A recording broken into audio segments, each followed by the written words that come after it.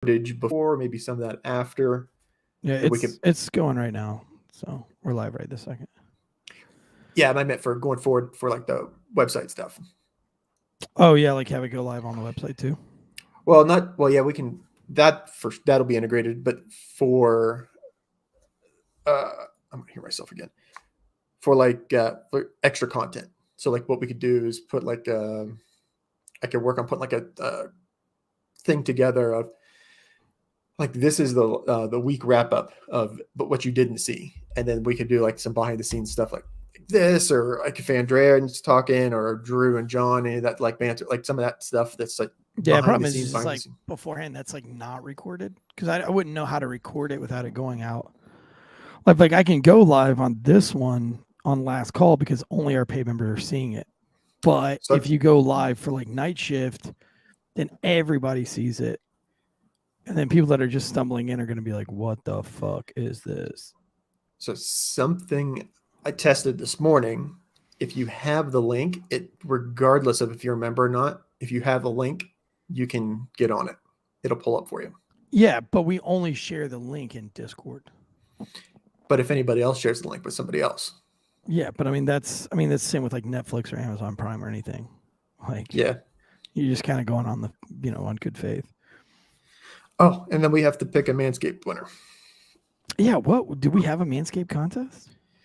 Yeah, we were doing the follow everybody and then comment. What I say I was going to send. I think I'm trying to think of what I have for Manscaped right now at my house.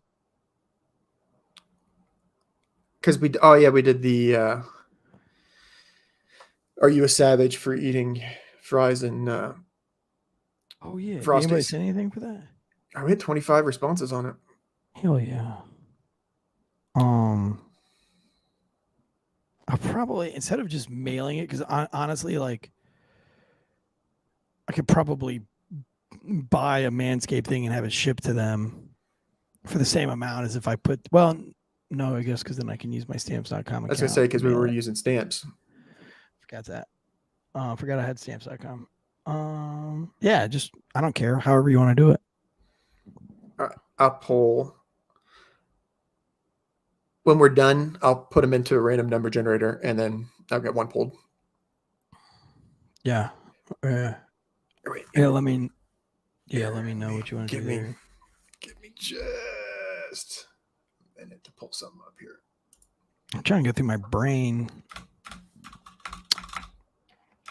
What I have at the house. I know I've got like a beard trimmer that they sent. And then they sent me like another Manscaped 2023 2.0 package, but that's going to Jonathan. And I was going to give you the beard mustache trimmer thing.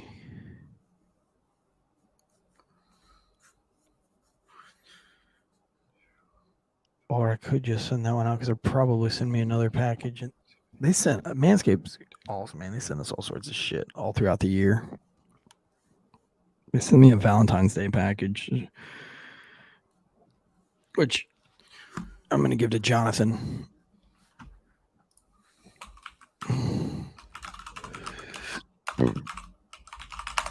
Like CQB, David J.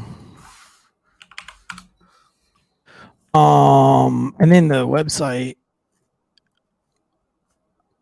I guess. Oh shit! You know what else we got to do today? I got to get up about some other ad reads. On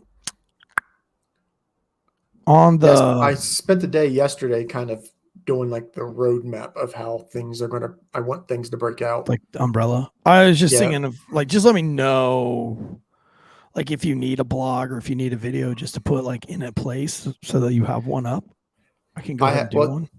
I've got because I can pull from everything that we have right now, so it's all just a lot of that'll be just copying, just bringing what we did have over too.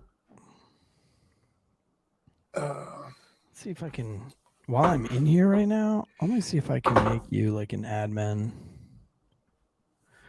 Oh no! Oh yeah, I gotta count. 1, 2, 3, 4, 5, 6, 7. I don't know how to do that. I don't know. I'll get up with what's the name today. See if we can make you like an admin on this thing so that you can so you can pull video for reels and shit. Oh, okay. Yeah, that'd be easy because then they won't have to bother Elijah all the time. Is he on this morning? Hi, Elijah. No, but he sent me some reels this morning. First thing. Oh.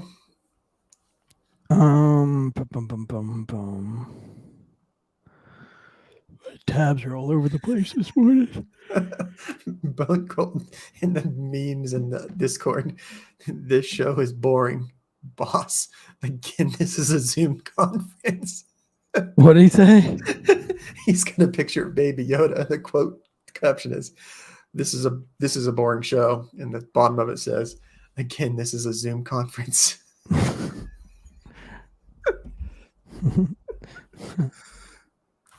All right, so I got 21 comments other than me and John. So I'm going to click it. You want to say click it 3 times or click it 5 times? Let's go 4 times. All right, 1, 2, 3, 4.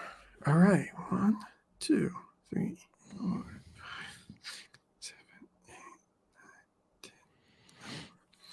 Thin Blue 22. Oh shit! What's on Thin Blue 22? Bomb Cyclone. Oh yeah.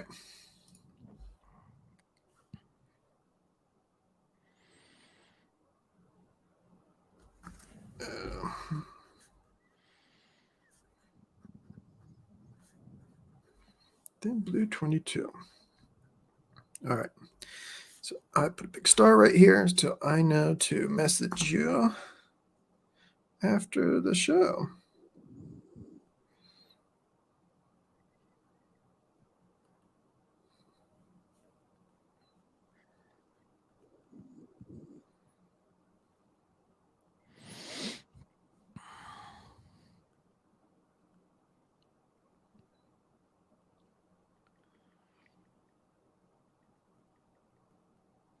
Oh shit, that's the first thing that popped up.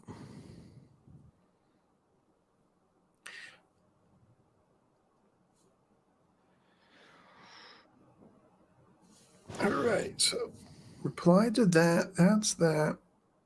That's that. I need to do this. So who was asking for?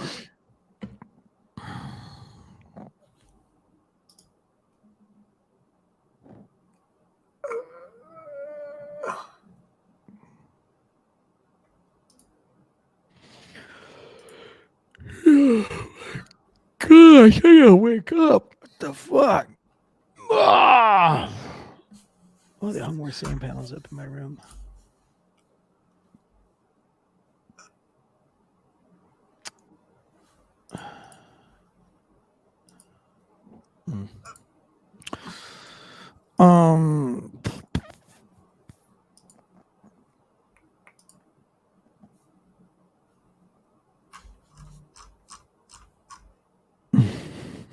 I can't remember how to make him a co-owner of this real quick. We have, through the lighting stuff, we've got like 4 or 5 different Discord things that we run.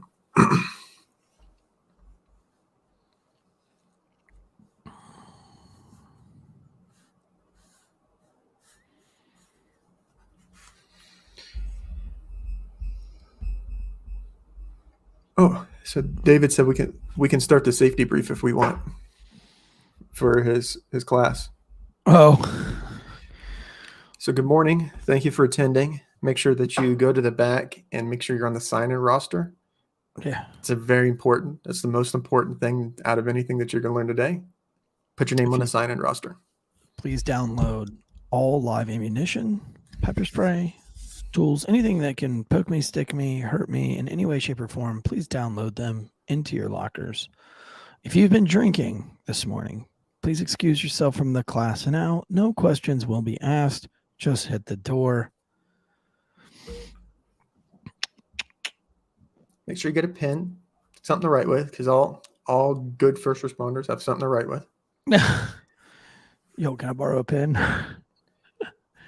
So when I was in Hawaii, I was a field training officer as a corporal, as a first line supervisor on my shift, and I was getting ready to go to another shift to be like the only supervisor that they had, and so it was my last day on this shift, and we had this guy that every story that I have of how not to be a cop usually revolve around him. So we get a call for someone unconscious out on the beach. They said he got hit in the face with a skateboard or a surfboard and got knocked out, and they brought him out of the water or whatever. So it could have been something crazy, but it's on a beach, on an area that we go to all the time. So when they put it out, he doesn't have his radio on because his radio in his car is never on. His portable is always dead. So you have to call him on the phone to get him to answer. And then I'm running code to get out there. He follows me because he doesn't know how to get out there. We get out there. We figure out what's going on. It wasn't anything what they put out, but he's going to do take a ride to the ambulance. So on our policy, we get information from the victim. And if the victim was the military member, that's it. But the victim was like a family member. So we got to get the sponsor's information or whatever. So this guy's down on the beach and he's getting the sponsor's information, and I'm up with the victim in the ambulance, getting the victim's information so they can get him to the hospital because they're trying to, move him all along. And I come down after the ambo leaves. I go back down to the beach, and the sponsor comes up and says, "Hey, you got a pen, man? I can borrow?" Just out of the blue, and I'm like, "Sure, man. Here." And I give him his pen, and he walks over and gives it to the cop. And I look at him, and I'm like, "Wait, you don't even have a pen?" He's like, "How's that guy, no. Dude?" He's like, come on, man. Do you got a stat sheet I can borrow too? I'm like, no.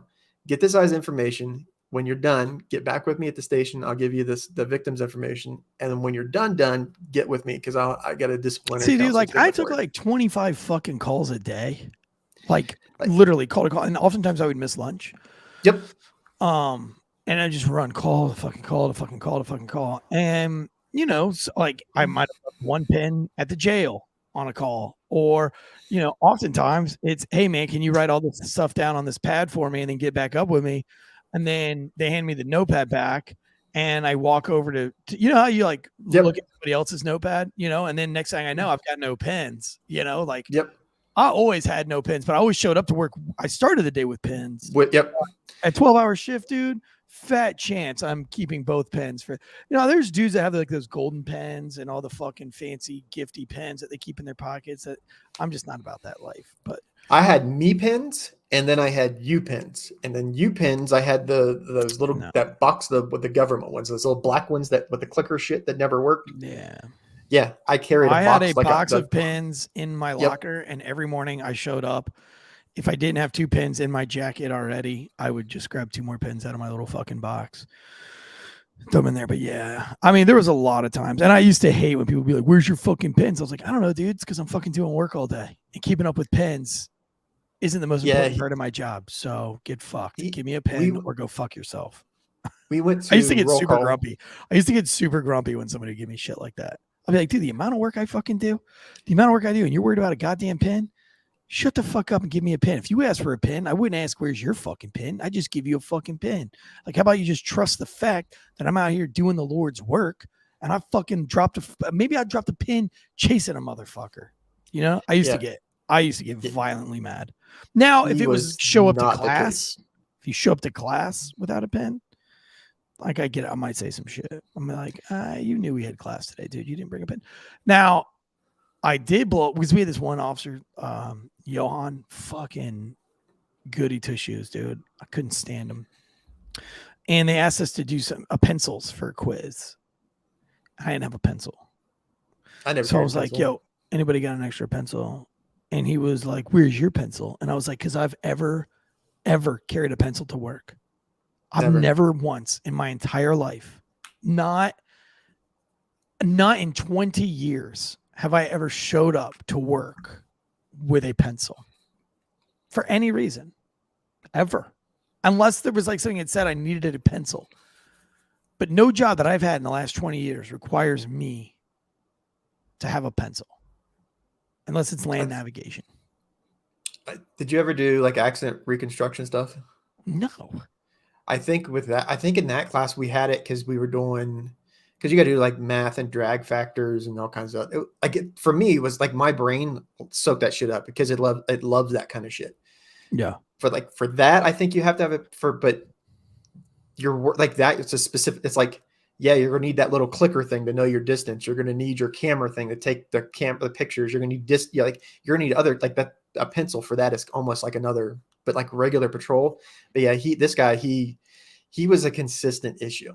He I can tell you some stories offline because I don't want to blast him too much, but dude, this guy, I've shamed him in front of the whole class too. When he was like, why don't you have a pencil? Like nobody, like the class had like 30 something people in there. And they're like, yeah, you're going to have to get number 2 pencil for the quiz. And everybody was like, and they're like, if you don't have one, we have a couple up here.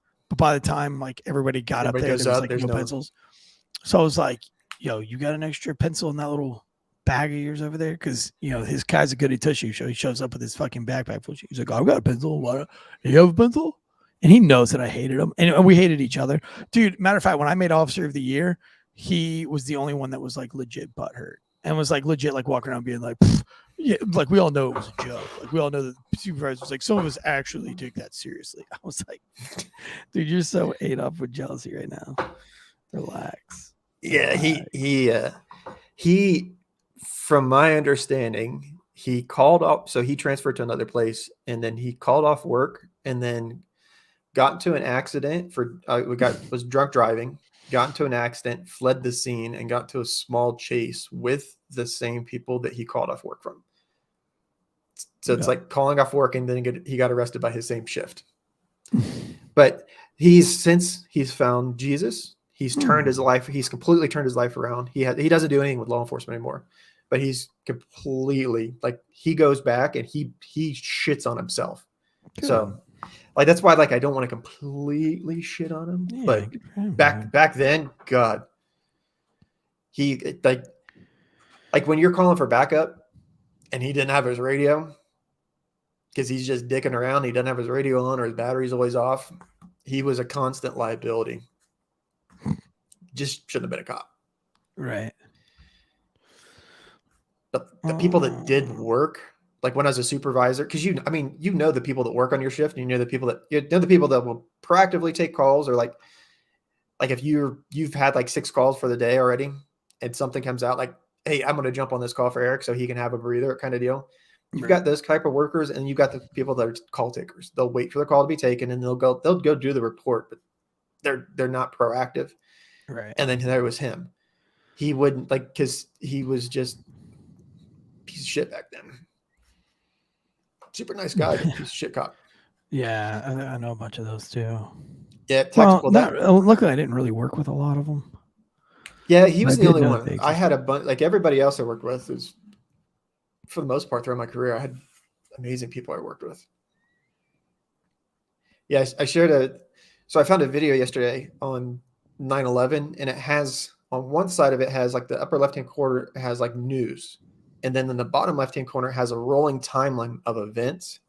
The bottom right-hand corner has like all the flights. Then I'll like show graphics or pictures, but it has all the flights, like their status, like when they were on the ground, when they were taxiing, when they were on the air, when it was hijacked, like has every timeline of 9/11. Then in the upper right-hand corner, they have like a GPS map, and it shows all of that stuff. I'm about halfway through watching it. It's incredible to go back because Tactical said he was 6 when it happened. I was a senior in high school. Did you graduate? Were you still in high school? When was it? 9/11. Oh, 9/11? I was a senior in high school. Senior. Or junior or senior. I can't remember. I watched it, and I watched it live. So I was in TV production, and I was in charge of the school news. And it was a brand new school. And so it was like the first cool tech. The school was open. Yeah, we had like the coolest tech, but like there wasn't really anybody. Like the teacher was pretty dope, but like there hadn't been a lot of policies put in place for the school news. And I actually did a story of sleeping Mexicans throughout the hallways because our school was still under construction. And there was like sleeping Mexicans everywhere in wheelbarrows, sleeping in the bathrooms. You could go around like any given like closet or hallway and there would be a Mexican dude sleeping, like a construction worker. So for like 5 days straight during class, like when I was out doing my research for news stories for the week, I was getting videos of these Mexicans sleeping, and I did like a whole story on Mexicans sleeping around the high school campus, and it went live. And I got in a fuckload of trouble for it. And I now I kind of understand, but then I did not understand why I was in any trouble for it. I was like, dude, what the fuck? Like, it's something we all talk about. Like, why are there Mexicans being paid to sleep all around? Like everywhere you go, you can find a sleeping Mexican. And so I did like a whole little story on it in high school, and I went to the principal's office, and the TV production teacher was like, I'm so disappointed, and now it changes everything. Now I have to watch before y'all do anything. And I thought we had an understanding that, blah, blah, blah, blah. And I was like, dude, why is it bad to cover like sleeping Mexicans? It's a real fucking news story. Like, I went around and I videoed and I caught Mexicans, lots of them sleeping. Like, there wasn't any other people sleeping. All right. Aside from students, but like, students sleeping in class might be my next story. I don't know, but like everybody had been talking about like, yo, did you see that dude sleeping here? And somebody else was like, man, I saw a guy sleeping over here. And this guy's like, oh, this one dude sleeps over here. And I was like, I want to do a news story on all the sleeping Mexicans that are supposed to be building the school. I thought it was funny, but I also got in trouble. I was the varsity girls soccer announcer. I also had to write an apology letter to the ref and to the other team's coach and to our coach and to like an announcement apology because I said, get off your knees, ref. You're blowing the game in the middle of the game. I was a student trainer and I got ejected from a guy soccer game for yelling at a ref. And then I got pulled in with our athletic director, and then our principal. Then I wasn't allowed to go. I couldn't cover that sport for a long time because the student trainers, sometimes you got paid for that shit. So we like back in high school, I would soak that anytime they like, hey, you want to cover it? Like, fuck yeah, I'll cover it. I think I got paid $20 a game to announce. Matter of fact, I might have gotten paid to announce. I can't remember, but I had fun. I did it for like 2 years. I thought it was funny, and I got pretty good at announcing the school team.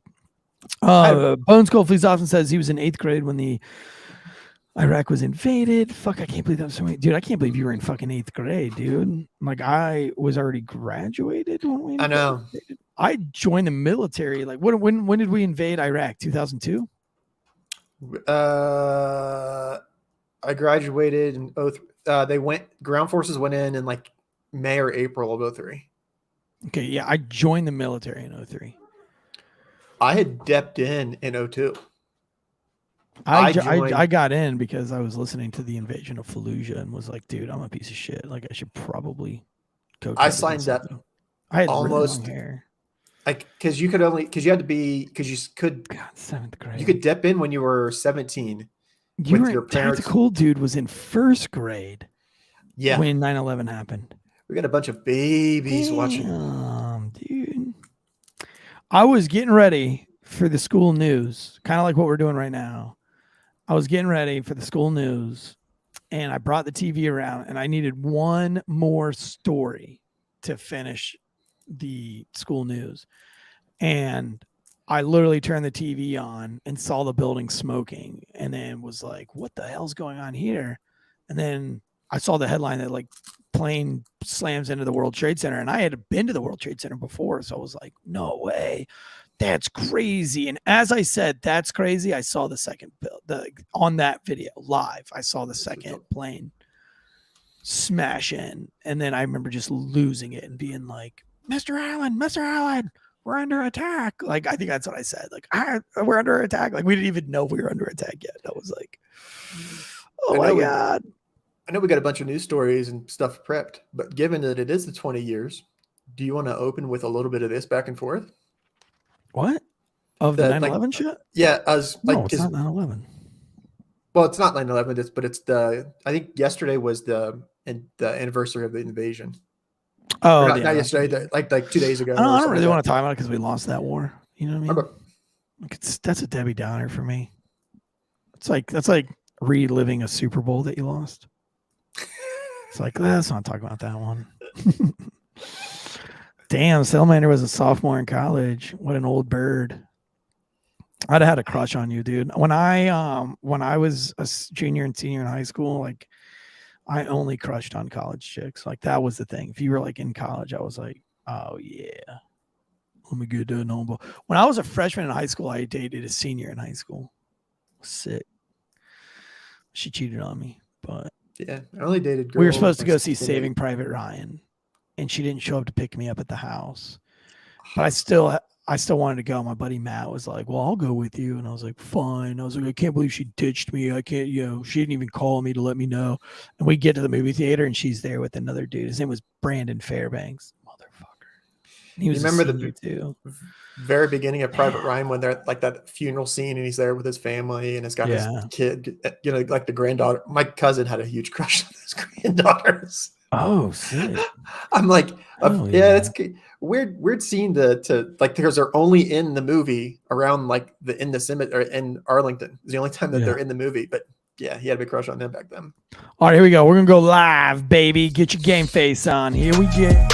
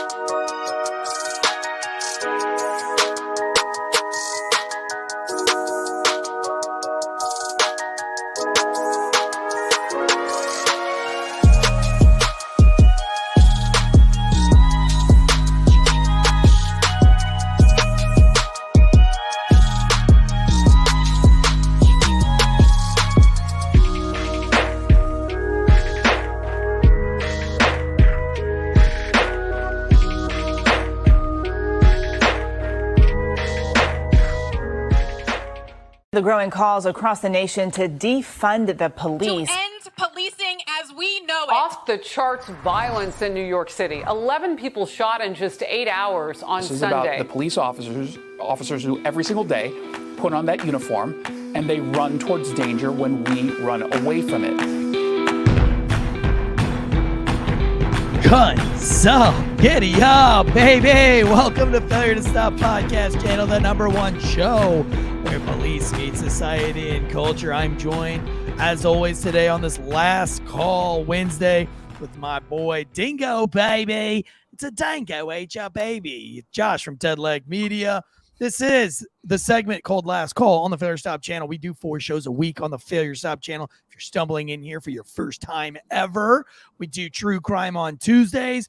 We do Last Call, which is all the other news that you need so that you don't sound like an asshole first responder to your civilian friends over the weekend, giving you something else to talk about other than dead babies and domestic violence. We've got Com Center every Thursday night, and then we've got our Friday breakdowns in our newest show, which is right now only available to our paid subscribers on Monday nights at 7:30 p.m., and that's called Uncuffed. It's a comedy show where we break down all the crazy cop news that's going on out there, and a very first responder dark humor side, kind of a style there. If you want to support the show, all you have to do is go to iTunes, Spotify, Podbean, Podcasts, wherever you download your podcast app. Give us a 5-star rating and review. do it. Do it now. We really appreciate it. Also, you can support the show by being a paid member, which there are some paid members in the live chats today because I'm only live to the paid members on Wednesdays. Matter of fact, the new perks that are coming up is our website is being built out. Our new website is being built out, which is specifically geared towards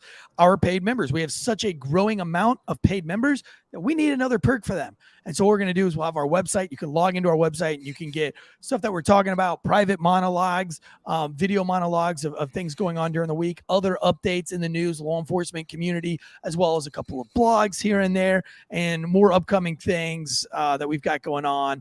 Also, there'll be links from the show in there so that people can go back and dive in there. You'll also get access to the Discord. But that's just something we're adding here. Today's show brought to you by ghostbed.com/Wolfpack. That sleep so good. It's scary. We all know that mental wellness, mental health, it's a big topic, man. Everybody's talking about it. Mental health, mental wellness starts with a good night's sleep.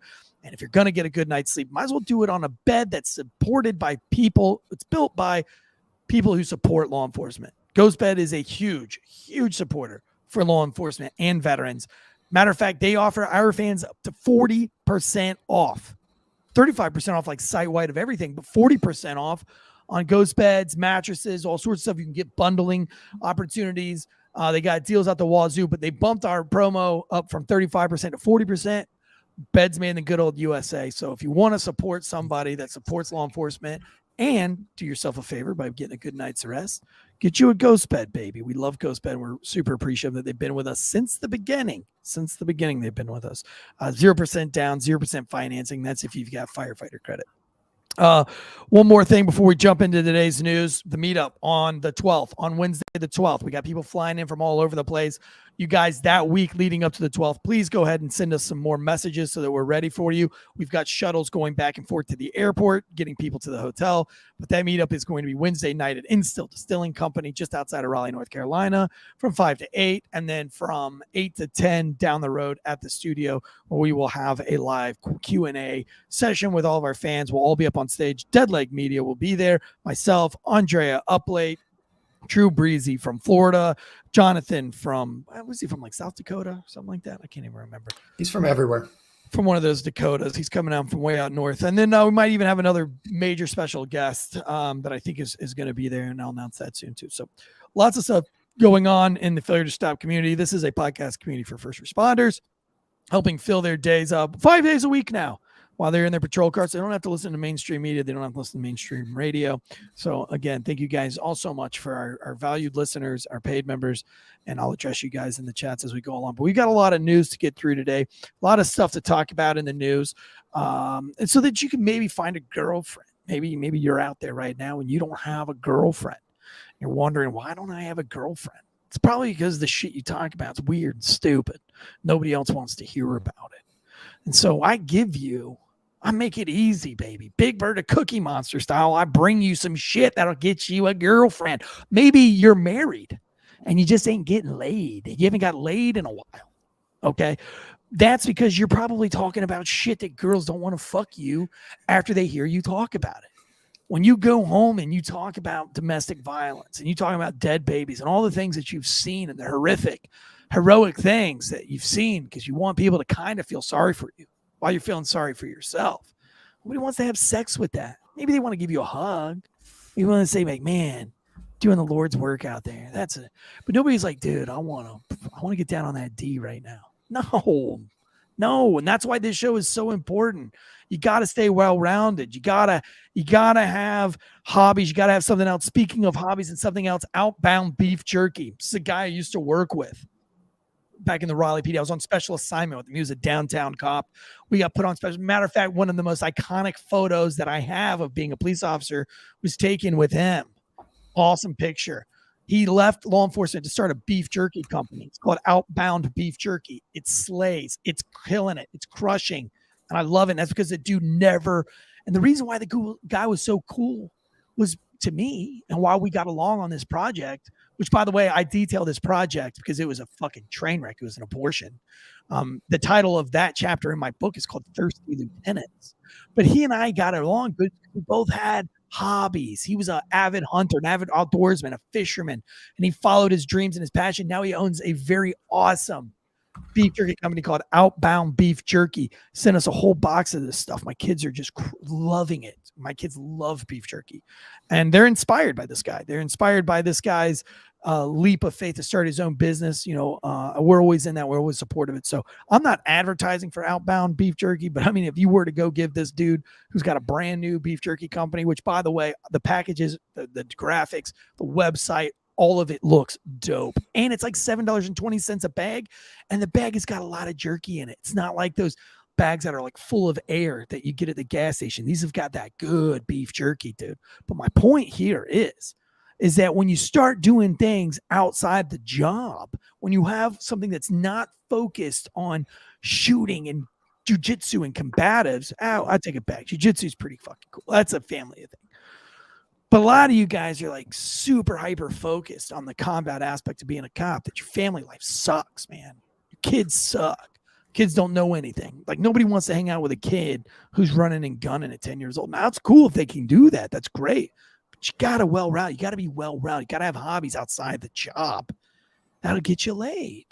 That'll get you laid, man. This dude, he's an ex-cop, former cop. And right, that's got some status behind it. Girls want to get with a guy like that. But now, I'm a former law enforcement. Now I own my own beef jerky company. What chick doesn't want to wrap her lips around some beef jerky? You know what I'm saying? That dude's definitely pulling it right now. And you can too. It all starts right here. Last call with myself and Ted Lake Media. First and foremost, if you want to get laid, this is a story that'll turn everybody on. You ready for this one, Ted Lake? Send it. You ready? You ready to get laid this afternoon? Well, if you watch Parks and Rec, you understand what the red shirt's for. Oh, you already got laid. You're wearing the blue jeans? Well, I don't really wear pants, but yeah. Ron Swanson. Speaking of lumber. Ron Swanson right now, there's a new series out. Before we jump into this news story, this is a news story, but there's a new story out, says it's The Last of Us. Starts out really good, really good. And actually, there's a news story out right now about a fungus, but it's kind of like a better version of the zombie TV series that was out, Walking Dead. Walking Dead. And this is more realistic because this is the fungus that Joe Rogan has talked about that takes over ants and turns them basically into zombies, controls the ants, and it infects the other ant herd. And so this is a TV show about an outbreak of fungus that gets inside of people and turns them into zombies, takes over their body to consume other humans and to get other hosts, which is exactly what this ant fungus zombie thing does.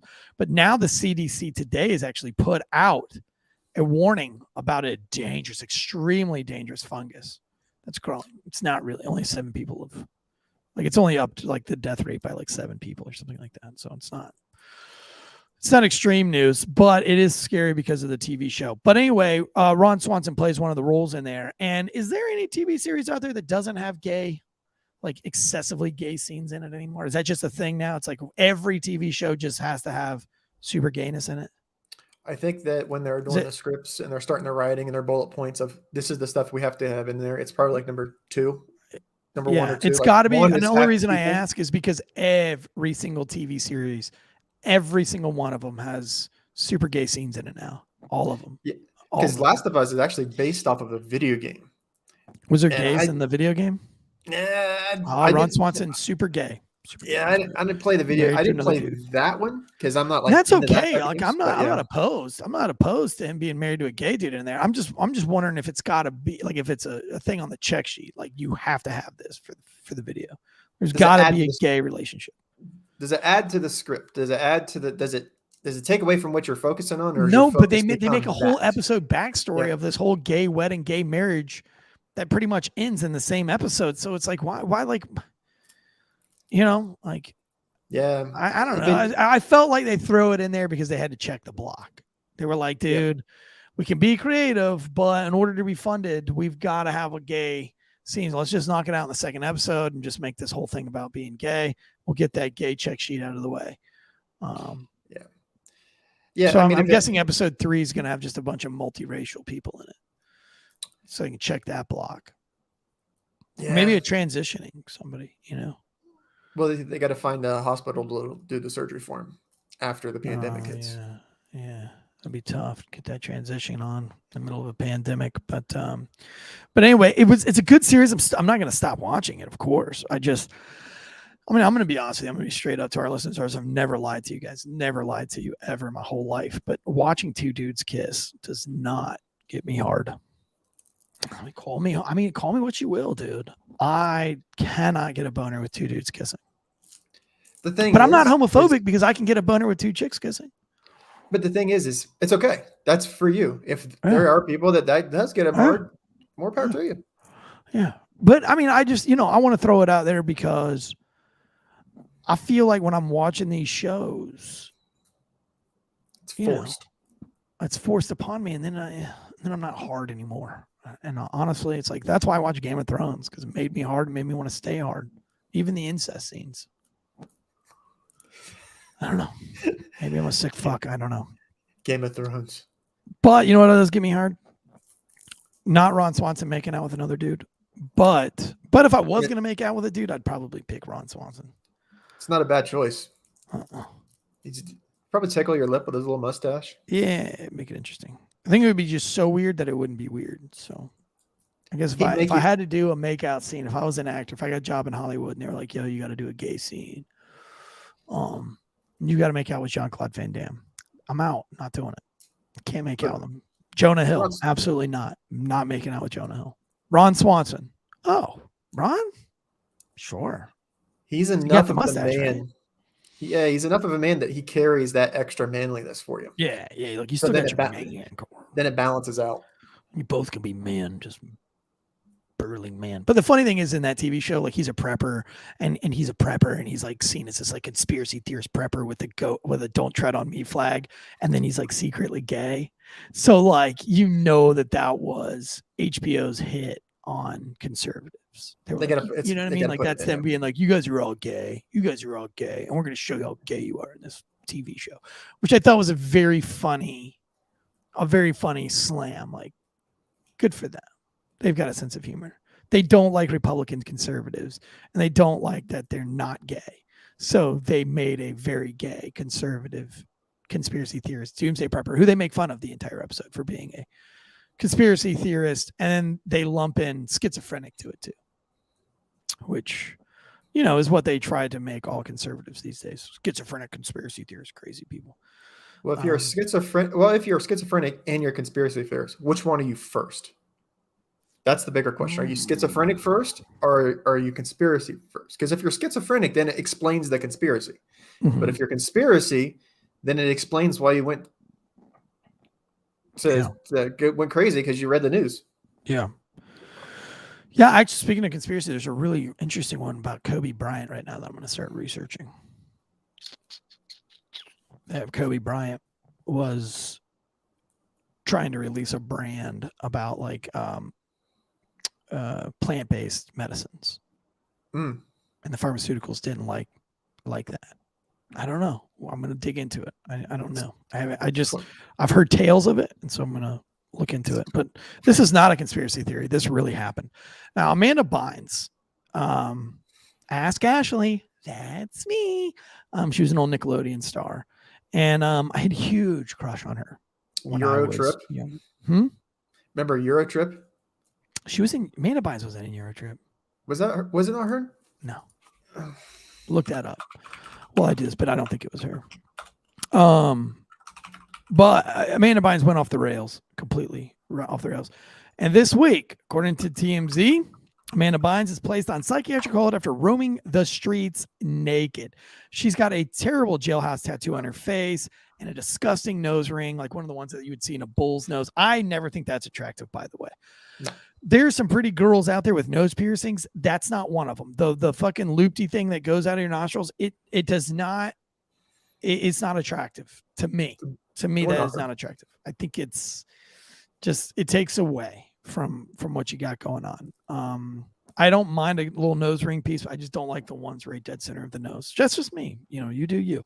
Eyewitnesses say that Bynes was seen walking near downtown Los Angeles early Sunday morning without any clothes on. Still want to see that. What about you? I guarantee someone's got video of that somewhere. Yeah, but I don't want to see the video because I don't want to take advantage of somebody in a mental health crisis. I think that's where you draw the line. She's at her lowest low. Let her be at her lowest low, and let's be good, decent human beings and not show that video. Now, the video, if there was a video that leaked about the girl who banged all those dudes, and there's allegedly some videos of her banging some other dudes in law enforcement. I don't feel sorry for her. I don't think she was going through any mental distress. By the way, her suing and coming up with this whole sexually harass and abuse, that's all bullshit. She was out partying, spreading her legs, having a great time. Power to her, just own it. That's some attorney trying to chase a check right there. Yes, exactly. I mean, that's what it is. So like, and let's not celebrate it, right? Like, let's just own it for what it is. I do want to see Amanda Bynes in the nude. She did a Maxim magazine that my now wife, when she was in Maxim, my wife bought me that Maxim magazine for Valentine's Day that year. That's right. This was before she was batshit crazy, though. I thought that was very sweet. So I still have that Maxim magazine with Amanda Bynes in it. So over the time, you got the crazy hot scale, right? She's got crazier, but has she gone down in hotness? Right. Yeah, you're absolutely right. Right. She's weird on the scale. Yeah, and see, my wife's never thought she was overtly attractive. She just thought she was very girl next door, which maybe that's what I'm into is girl next door. Yeah. Wasn't she on a conservatorship for a while too? She was. Her mother had a conservatorship, but she's been over this conservatorship for a hot minute. But she was seen walking down the street naked, so they Amanda Bynes herself called 911 on herself. Law enforcement say that Bynes was taken to a nearby police station where a mental health team determined that she needed to be placed on a 5150 psych hold. Fortunately, our sources say it doesn't appear Bynes was hurt at all during the ordeal, though things could have been much worse given the area where she was found. That's interesting. Now, this is from the TMZ here. A source close to Amanda tells us she is currently hospitalized. I want to talk more about where was she at in LA? It said downtown, but when I was looking, I couldn't find anything more than just downtown. I think that's interesting that they say, well, I mean, Southeast Raleigh is considered downtown, but it's not the part of downtown you want to be in, especially if you're naked and you're halfway decently good looking. But in reality, though, is there, and just thinking out loud, is there any place in Los Angeles right now that it would be safe to walk around naked? Yeah, I don't know. I mean, I'm guessing LA's got to be safer than San Francisco, right? I don't know. I'll work on that for next week. Crime stats between LA and San Francisco. But sources say that it doesn't appear that Bynes was hurt at all during the ordeal, though things could have been much worse given the area where she was found. I think that's interesting that they put that in the article. So here's what it makes me speculate is, was she at a drug house or something, got a hold of the wrong shit and got naked, or was this a legit mental health breakdown? I also want to know, is it a mental health breakdown or is it drugs? I also wonder that because a lot of people they have mental health issues, but it's not that they have mental health issues. It's that they have drug problems that make them have mental health issues. Does that make sense? Because it's like, I hate when somebody says like, oh, they have mental health issues and you're fucking them up. I'm like, yeah, dude, they do cocaine every single day of their life. Like, you don't think that the cocaine just makes them batshit crazy? Because it's hard to I wouldn't say shit on it, but it's hard to shit on that without mental health is a real thing. But at the same time, because we're making it a mainstream thing, we're talking about it. It's almost like everybody, oh, that's the excuse. Well, you just can't use that excuse for everything. If they're batshit crazy and they're high on cocaine, they're going to need some attention. Yeah. Period. Right. I mean, as a cop, I used to deal with it all the time. They're like, he's bipolar schizophrenic. I'm like, this motherfucker does cocaine every day of his life. He does crack cocaine every day of his life. How much of that schizophrenia, bipolar, is caused by, and how less crazy would he be had he doesn't do the cocaine? How less crazy would Amanda Bynes if she wasn't, on drugs and stuff? Taking medication regularly. But I mean, if you look at her now versus what she did look like, I mean, it's a bad change. And again, that's kind of part of that world, I'm trying to be real careful with my kids because they got the Grommet Vomit podcast and they're getting some notoriety pretty quick, but I'm not going to tolerate it. I'm not going to tolerate, nor am I going to sell my soul to this, to an industry of entertainment. I want them to be successful. And I want them to learn everything that they learn from podcasting, good interview skills. My Duke at 10 years old has got a great public appearance already. He got up at a comedy show and spoke for a minute. It was amazing. My 8-year-old is able to get on a microphone as well now. and start to speak. So these are all public speaking things, researching a guest. Those are all great things I want to teach my kid. But, you know, even Ryan Sheckler had his hard times, and they've had Ryan Sheckler on the show. But, you know, kids with a lot of money in their hands, you know, probably not. Sometimes, you know, when you're looking for fame, when you're one of these parents that are looking for fame and stuff, sometimes you're not going to be exactly happy with what you get. And I want to be real careful that I don't fall into that as a parent either. Like, I want my kids to be super successful in their skateboarding careers, and they are. But I also don't want them to get to a point where their soul has been sold, you know, on my behalf. Yeah, So.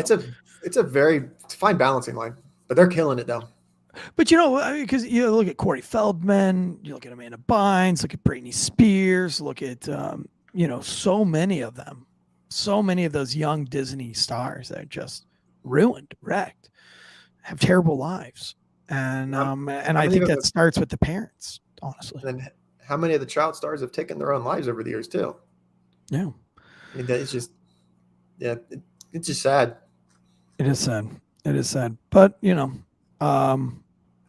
it's kind of like a childhood dream of mine would have been to see Amanda Bynes naked, but not like this. I don't want to see her naked like this. So even if something were to leak, I wouldn't, not even for research purposes, I wouldn't look at it. No, I don't want to see my Amanda Bynes like that. I want to see her as the pure, wholesome, you know, Nickelodeon star that she was. She was a star, man. She was a star. Next up in the news, this one's a funny one right here. Poop-themed dog toys shaped like whiskey bottles face Supreme Court trademark showdown. It's between Jack Daniels and Bad Spaniels. These are some chew toys. I've seen these chew toys before. Matter of fact, the first time I saw these chew toys, I think I saw them at PetSmart. Might have been Walmart. But they're chew toys that look just like liquor bottles of your favorite liquors, but they get all cutesy with it, like Bad Spaniels, the old number 2 instead of the old number 7, you know. Number 2 on your Tennessee carpet instead of Tennessee whiskey. But it looks just like a Jack Daniels bottle. Everything about it. And when I saw that, I was wondering, because I own a distillery, how much of that money per sale was going to Jack Daniels, because Jack Daniels had to be getting a cut of that. And now my question has been answered. It is not. Jack Daniels is suing them. Yep, because I'm the trademark to it. Now, because there's being sued, I've looked into this, and there's people that are like, you know, why do Jack Daniels is anti-pets, or they're not they don't like dogs or whatever, or you know, why are they going after the little guy? One, probably not a little guy if your chew toys are, you know, in these big major chain stores. So let's cut out the little guy part. It's just like Silicon Valley, that there was nothing about that bank that was for the little guy or for small businesses, right? So, you know, let's just stop it there. But I think Jack Daniels has a legitimate argument. You know, if Jack Daniels didn't approve that they use their label, I personally would not want my Tennessee whiskey to be confused with a dog's number 2, a Tennessee shit.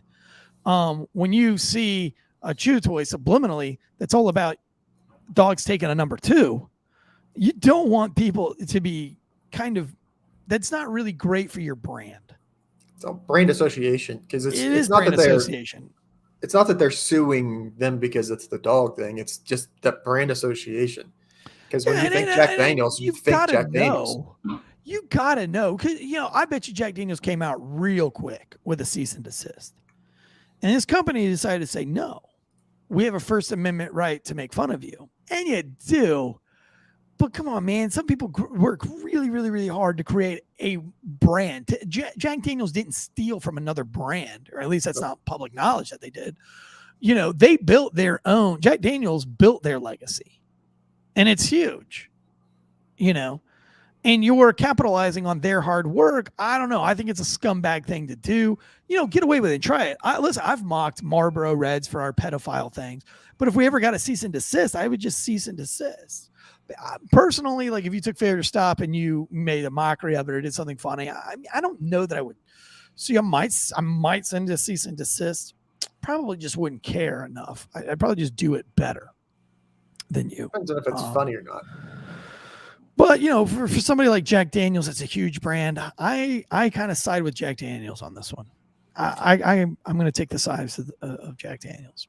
You know, the poop themed dog toy, like why though? Like That's the best you could come up with. Like, what does Tennessee whiskey even have to do with dogs chewing on toys? I think it was my thinking out loud was they could get that brand association, and then people would buy it. Yeah. Yeah, and to me, that's, kind of shady. So Because I don't know. Let us know what you think on social media, on the webs, in the comments. Let us know. Do you side with, you think that Jack Daniels is being too nitpicky? They shouldn't be going after this now. Let me read you their statement here.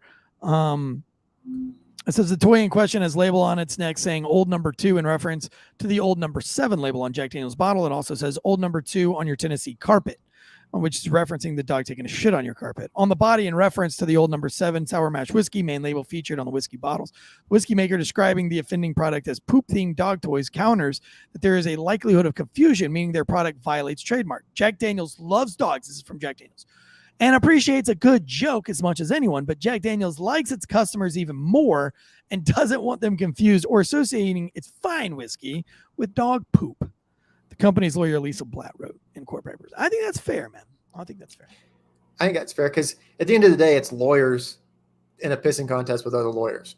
Because some lawyer, forever this dog place, they probably ran that through some lawyer and they're like, yeah, that's close enough, but we'll roll with it. If we got to fight it, we'll fight it. And I guess I just think if you're a dog toy company, I think you could be more creative. Yeah. I would like to come up with a dog toy chew company where we make human bones for the Mitchell one. We could make a replica human bones. After the one Andreas got in the back of her car. Right. Like, what if you saw something that looked like a human skull and your dog was out in the yard chewing on it? Right? Just think what your neighbors would think. Yeah, it's fucking cool. Shouldn't have said that on the show. It might be a fun one to start. I think I'm going to start that. I am going to start that one. Try to do that one. That one written down. Human bones dog toys. It's my next adventure. All right. Next up in the news, Michigan woman receives 100-year-old postcard in the mail. This is a feel-good story. You ever heard this story? No, I haven't heard it yet. Okay. I'm not going to get into the details because I know a lot of people really want to talk about the whole Trump thing. I'm just trying to get all the feel-good shit out before we get this doom and gloom stuff out. This is a woman. Brittany Keach checked her mailbox one morning, and instead of having junk mail in there, she finds a postcard that was dated from 100 years ago.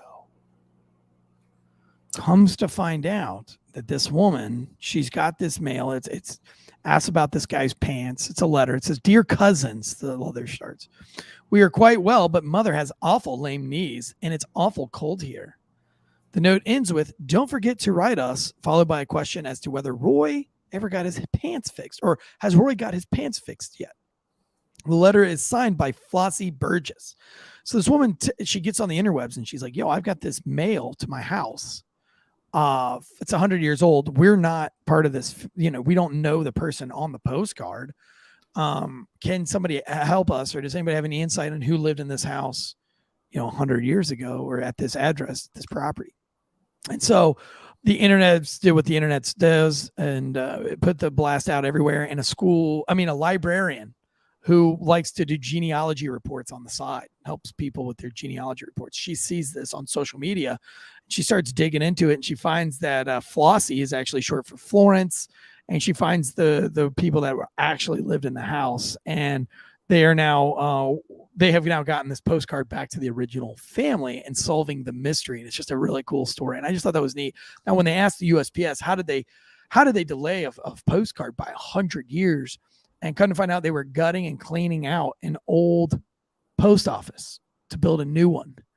And they moved some machinery, and back behind the machinery was the postcard. So I guess you could just keep sending it on. That's pretty cool, right? Though that, the post office, still do. Because I wonder how old, I wonder how far back in the family that actually went. Yeah, well, it wasn't their family; it was a totally different family. Completely. Well, yeah, but didn't you say they got it to the family that it belonged to, or? Yeah, I'm working on it. Yep. Yeah, because this was from the 1920s. It's like 1920, actually. Just before the Great Depression. Wild, right? It's awful cold here. Oh, and then Yeah, the only mystery here is like, did Roy get his pants fixed? We still don't know that yet. So when we find out more about Roy's pants, I'll let you guys know. I know you're all done to it, but that's all just the fun news, the happy news. Gives you something to talk about, so that'll get you laid this week. Now let's go to the stuff that's not going to get you laid, but we'll give you some ammo to debate at the family barbecue when cousin Jimmy, our liberal cousin Jimmy, brings up the whole Trump indictment and things like that. What do we have as far as that goes? Like Trump's being allegedly arrested today, maybe not. So that is as we are talking, it's still developing. The last that we heard was this sometime today they were going to actually do the indictment. They're going to take it to the grand jury, and then next week is when he's supposed to surrender or come in for fingerprinting or whatever they're going to try to do with him. Now, we've done a lot of research on this, you and I, and we're Drew Breezy and I are covering this on Friday in depth. It's called the weaponization of the DOJ. I think this is a blatant weaponization of the DOJ. 100%. I think this is a very bad precedent to set. Now, I don't mind holding people to the law. That's not my problem. But when you are going after somebody, when an ex-president, a former president who is actually running for president again from a very minor crime, a misdemeanor crime, and they're trying to find a felony for it. We couldn't do that as officers. You can't pull somebody over and then try to find a felony. You know what I mean? Like, that's not your job. Your job, if you're pulling somebody over and you don't have anything else, I mean, within the confines of the law, you're not going to try to make something if you don't have it, right? No. If you're an officer and you get slapped, your job in life is not to make that slap a felony. Right. Yeah. It's a misdemeanor assault. We don't go in there and try to say, well, let's try to get a felony out of this. How can we squeeze a felony? Let's see if that maybe the videotape shows that his fist was balled up and then it opened. You know what I mean? Like, this is a weaponization of the Department of Justice.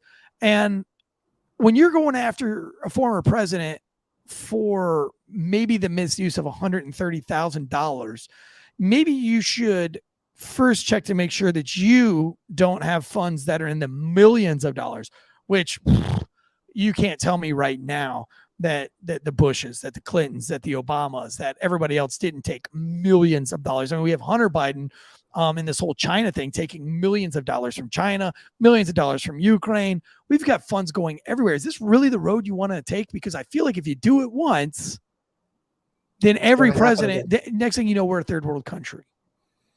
Because then it becomes we're just going after people to going after people. And not only that DA in New York, his crime rate through the city is through the roof. Through the roof. They turn down and they won't prosecute actual felonies that happen in that city. But they'll try to dig up try to find a felony charge for this. Mm-hmm.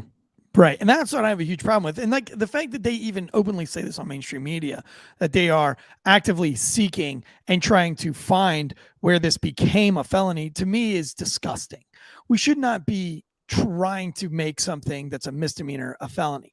Now, on the other side, I don't like to have a president that's fucking, porn stars and, saying things like fuck right now. I mean, I don't think that's what you want as a world leader. Nobody's perfect, but on the same token, you've got Hunter Biden, who's a train wreck and he's a crackhead. And you got Joe Biden's daughter, who's addicted to sex, and they find a confirmed diary of sexual trauma from an early age that involves her father and her brother. And that's not with missing context. Thank you very much. Instagram, when I made a post on that, that's not missing context at all.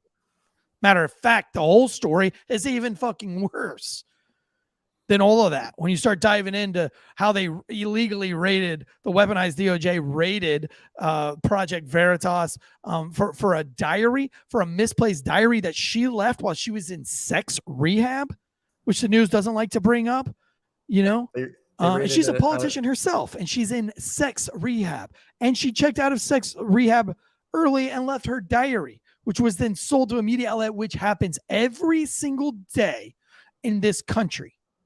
Every leak. The only reason that we can talk about this is because shit was leaked. Right. Because the DA, they're not You're not, hey, we're going to do this. We're going to do this. We're going to do this. Someone leaked this to somebody else that said somebody else to the media. Hey, we got a really cool story coming up you're going to want to listen to. Right. Absolutely crazy times that we're living in right now. It's an absolute clown world, as I did in my stand-up comedy this weekend. That was the title of my stand-up routine this week, was it's a clown world. But I think going down this road, we become a third world country very quickly. This is like a whole Venezuela type ordeal. When you start going after political adversaries and arresting them, I mean, for over 100 years, we've avoided this exact thing. I mean, they didn't even arrest Nixon. They didn't arrest Clinton for perjury, for lying on the stand. Because my thought, just the bigger thought out loud, without the risk of this getting taken down or anything like that, you're going to end up having some states, you're going to have governors, you're going to have people that are going to come out and they're going to start saying, well, if this happens in my state, it's not going to, that you're drawing lines in the sand. Right. And we're not drawing lines. We're drawing lines in the country. We've done that before. And here's my thing. Is that even extraditable to New York? A misdemeanor. Yeah, but they're trying to make it a felony. And I'm guessing that's because they want it to be extraditable. Because if I was Donald Trump and New York took a warrant out for my arrest. Boston gave me a parking ticket a bunch of years ago for a rental car, and my rental car was at the hotel the entire time. I parked next to the FBI building, all this, but they told me if I don't pay it, that I will never be able to drive in Boston. I said, good, I'll never come back. Yeah. So, okay, you're not going to extradite me for a parking ticket. You're not going to extradite him for it's because you guys are going to go way more into it on Friday, but it's unbelievable. It's just unbelievable. But it's happening. Well, Lumber Chef asked in the chat, he says, how can you make a felony out of a misdemeanor if it doesn't fit the certain criteria? How? So what they're trying to do is that it becomes a felony. One, you have a misuse of funds, right? Which is the misdemeanor. Then when you try to cover it up, then there's then it falls under a felony. When you try to, isn't it like conspiracy or something like that? Right. Yeah, that's what makes it a felony. But it's a very, very terrible case that good luck letting that stand in front of a judge. And that's what I'm saying. It's such a bullshit charge. Now, one, paying off Stormy Daniels isn't a crime. Paying her $130,000, not talk about their sexual escapade, is not a crime. Believe that or not, it is not a crime. If I get a blowy from Deadleg and I don't want my wife to find out and I pay him $130,000 to not tell my wife that he gave me a blowy, there's nothing illegal about that.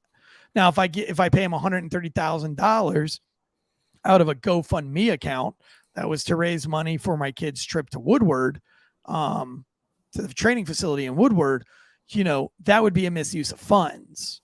And then if I go in and I try to cover up those documents and get rid of those documents or corrupt those documents, then it becomes a felony. And that's what's happened here. But again, that's a very loose case. That's something that I would have to imagine that every president's done. Every president has probably misused funds. And so, I mean, it's like every cop, you were not supposed to take things for free as a cop. Every one of you motherfuckers is taking that free coffee from Starbucks, from Dunkin' Donuts. Every one of you motherfuckers out there has gotten your little 50% off at Chick-fil-A. You know what I'm saying? And you're not writing that off on your taxes either, I'm trying to find it so I can quote it specifically, but I do believe Hillary Clinton from the 2016 election, over that time, she paid campaign fines for finance stuff. Yeah. Yeah. So she's allowed to just pay her fine and go away. And they're making it, they don't want him to run. That's what it comes down to. Well, I mean, and that's what makes this such a dangerous third world president. Like, I don't understand how we as an American society allow this to happen. If Trump would have tried to get Hillary Clinton locked up, I wasn't overly joyed about that either. You could run an investigation, have a hearing, put her in front of a bunch of people in Congress. Right. I mean, I support what they did with Bill Clinton. Right. They caught him in a lie. They went through the impeachment process. They embarrassed him. You know, he lost a lot of credibility there. And that's kind of the way it should be. But putting them in cuffs, having them go and get fingerprinted and all this stuff, that's, you know, as TJR says, scandalous. Eric is dipping his toe in the work pool. I just want to get a shot at that dead leg. You know what I'm saying? That stanky leg. I don't like it. I don't like the weaponization of the DOJ. We're going to get way into it and we're going to get in the weeds on it, going over it in gory detail on Friday. You're not going to want to miss that show because we're not only going to talk about them, but we're going to talk about how it relates to Venezuela, how it relates to other things, who else is weaponizing the DOJ, what this means going forward. And so, I don't want to drop too much stuff off. Let's switch. I know you had a couple of news stories that you wanted to get through. Yeah, you told me about one, and then I reminded you about another one that you had covered before. A hot tub sounds like a really great time. Right. Unless you get attacked by a mountain lion. I have a huge problem with mountain lions and big cats. I don't really like cats in general. I think cats just want to kill you in all sorts of ways. They fantasize about killing you all the time. I'm not a cat person.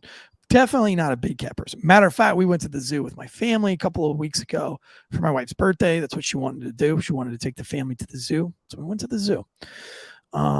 My only thing there was if we go to the zoo on your birthday, you have to wear a big, ginormous, it's my birthday pin that they give you when you get there. She agreed to it. It's not typically something my wife would agree to, though. So, but it was special. And the lion exhibit, there were no lions, but there was no sign that said the lion captivity was closed, or, you know, if there wasn't an animal in a certain captivity, there was a sign that says, oh, well, due to the weather or due to medical stuff, you know, Sally the otter, you know, is not out this afternoon, but will return at 4:30 p.m.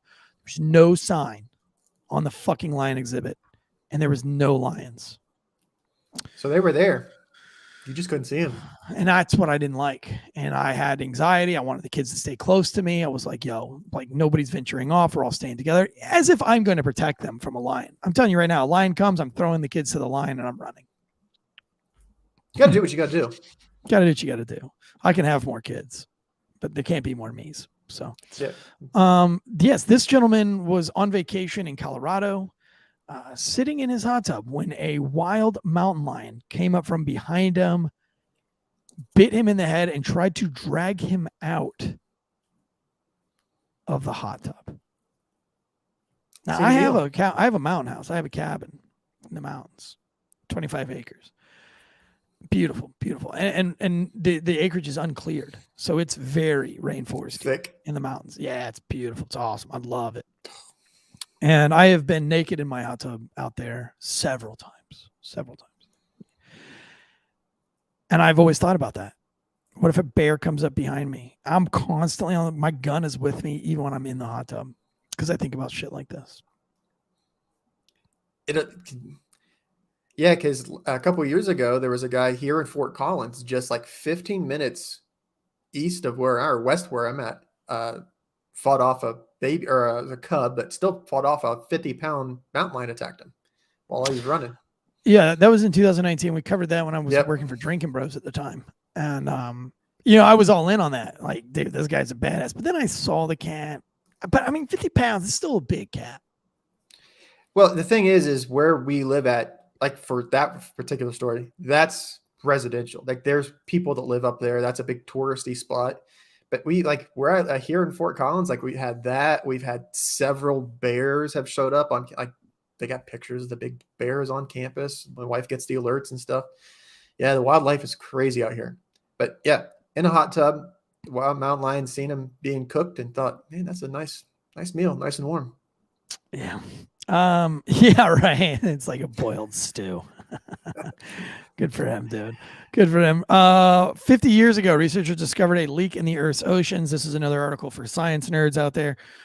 Scientists traced the ocean's leak to a subduction zone area where tectonic plates collided and the heavier of the two sinks into the mantle. It's still unclear how much water has cycled between the deep ocean and the mantle through the ages. A 2019 analysis suggests that the sea levels have dropped by an average of 130 meters over the last 230 million years. I got a lot wrong with. I mean, I got a lot to talk about on this article. One, like, how do they know 230 million years? They called Stu. I fucking think that they just make shit up. A lot of You it's believe this just shit? a lot of it's a guess, but like if you just go back in news, like with the climate stuff, just go back 50 years, pull up news articles from then, and look at them now. How much of that is true right now? Like, then you listen what people are talking now. Like, I do believe that the climate does change. I do believe that Sure. us being on this earth has affected it. But to Yeah. think that climate change affects all the stuff that they say to the effect, like, I mean, well, there's- if there's a leak in the Earth's crust that's draining out the oceans by 120 meters every 230 million years, one, why do we give a fuck? And two, what does it have to do with us? Like, why is this even research? Like, why is some asshole getting paid to even write this? well, where's it draining to? Because we're The on Earth's it, mantle. and then what? It disappears. I mean, Gets- I'm guessing it like evaporates somehow. and then all of that gets put back in with the chemicals get put back in with the mantle and lava, and then eventually comes back out in Hawaii. Right. I guess. It's a cycle. It says in part due to Pangaea's breakup creating new subduction zones. Meanwhile, molten rock that bubbles up from the mantle as continents drift apart may rain water back into the ocean. Scientists reported back in 2022. But since Earth's mantle can hold more water as it cools, the ocean's mass might shrink by 20% every billion years. Again. So we might want to get on that. Yeah, like let's go ahead and start patching the Get some patching the concrete down ocean there. floor. I was doing some research on the Black Sea since that's where the drone went. And they think that this drone might be like fucking like 1,500 meters down, which is like 6 Empire State Buildings. Yeah, that's deep. Deep. And they found some crazy shit down there. Matter of fact, they found one of the world's biggest rivers in the ocean. At the bottom of the ocean, there is a river of flowing water through a canyon underwater. So you've got like this salt water on the top layer. Then you've got this like sulfuric weird mixture, sulfur oxide, whatever. I'm not a scientist.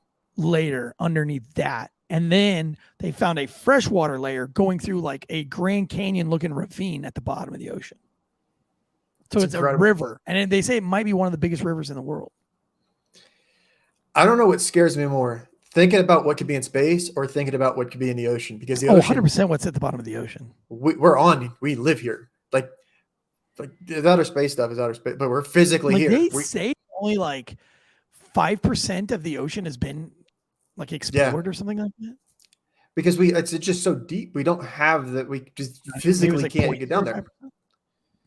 Right. Yeah, it's incredible. That is wild, man. All that pressure but you know, there's some weird, strange fish in there. There was like a weird shark that's been washed up recently. But you know, it's hard to know which ones are true because I see a lot of that stuff on TikTok, and I'm always like, I don't know if that could be true or if it's not true.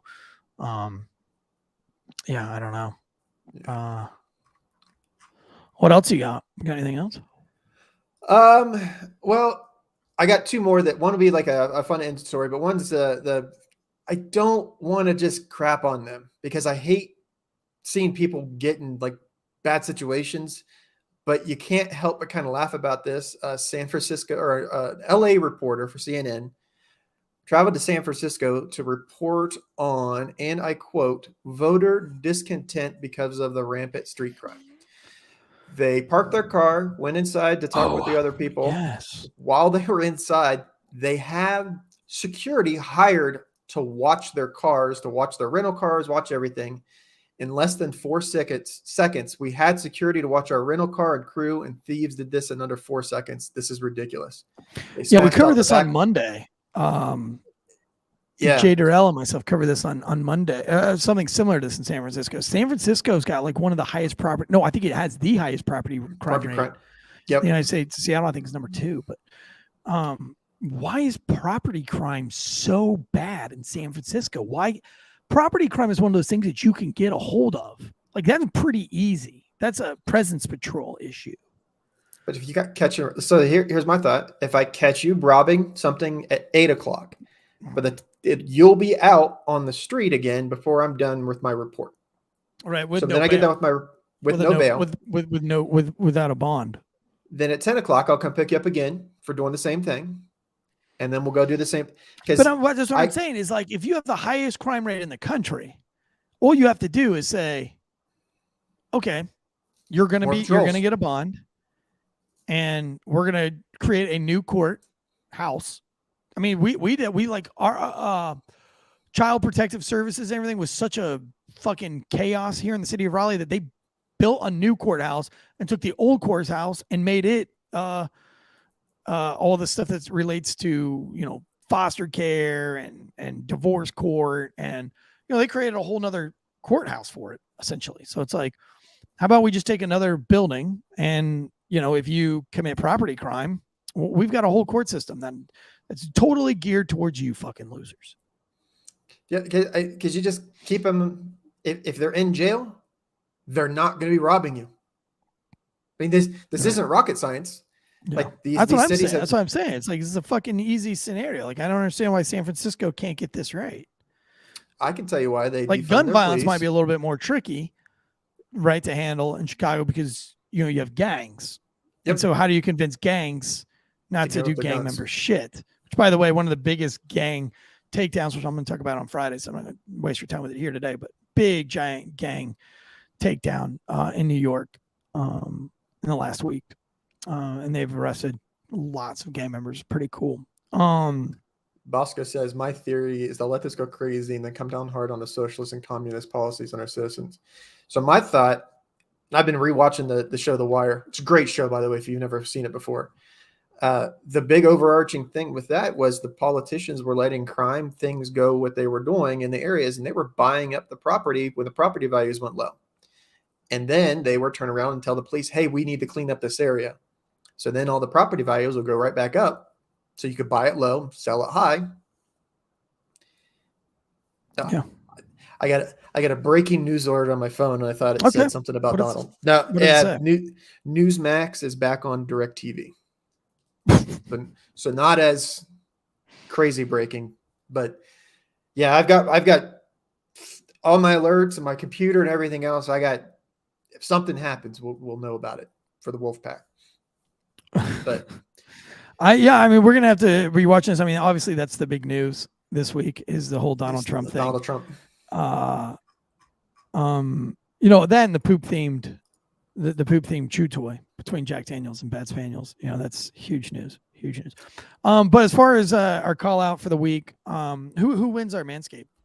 Oh, so we did that. So if you're listening now, you could have listened for about 30 minutes before on members. So about how long we did today? Yeah. So we went through the Manscaped, and it's Thin Blue 22. I've already commented on our thing. I will get with you. I'll message you on Instagram when we're all done to get your address and all that stuff to get to Eric, get you some Manscaped stuff sent out. Sweet. Manscaped promo code Wolfpack. It's still good. I want you guys to go on our last call Instagram. I want you to go on our last call Instagram. I want you to follow Outbound Beef Jerky. Please go follow Outbound Beef Jerky. That'd be huge. If there's 12 followers, 12 live members watching right now, if all 12 of you guys go over there and follow Outbound, that'd be sweet. And hey, listen, by the way, you paid members, means a lot that you guys took the time out of your fucking Wednesday at noon to sit here and watch this behind the scenes live. So that's pretty cool, you guys. But if you guys would go in there and give him a follow, that'd be dope. Outbound Beef Jerky. It's great beef jerky. I ate a whole bag last night myself. So, and it's cheap jerky too, but homemade, 20 grams of protein per bag, low sodium, yada, yada, yada. I mean, so much stuff. Former police officer and a good police officer who I worked with. Outbound Beef Jerky. So that's pretty sweet. And but I'm going to put a picture on our last call. I put a picture on our last call of the TMZ. Well, not of the TMZ, but of a couple of pictures of Amanda Bynes. And I just want you to say yes or no. You would or you wouldn't want to, if they leaked video, would you watch it or would you not watch it? You can even tell me why. I would watch it because I'll comment on it. I would not watch it. That's me personally, but I'd be tempted. Don't get me wrong. I'd be tempted, but I couldn't do it. But what about you? You know, or how about this? Let's make it easier. Let's just make it easier. Who do you think she's pretty or not? How about that? We won't even ask. I won't, because I don't want to kink shame anybody. I won't ask if you look at the pictures or not. Do you think Amanda Bynes is hot or not? Was hot or is hot? I want to hear what you have to weigh in on that. I think she's hot. My wife thinks she's a little too homely. I think she's hot.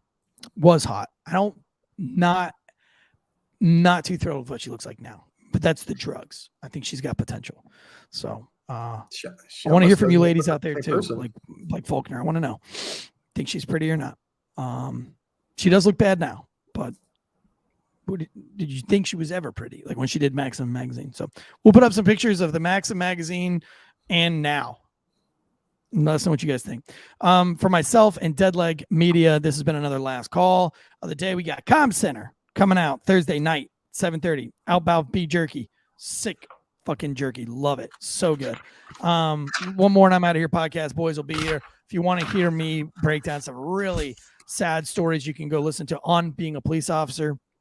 It was an episode. That's an amazing episode, by the way. Yeah. I'm getting a lot of comments back on that. So if you guys want to go and listen to her podcast, her ask me some really deep, sad stories and serious stuff. Get a chance to hear me be serious for a little bit. So, all right, guys, until next time, guns up, giddy up.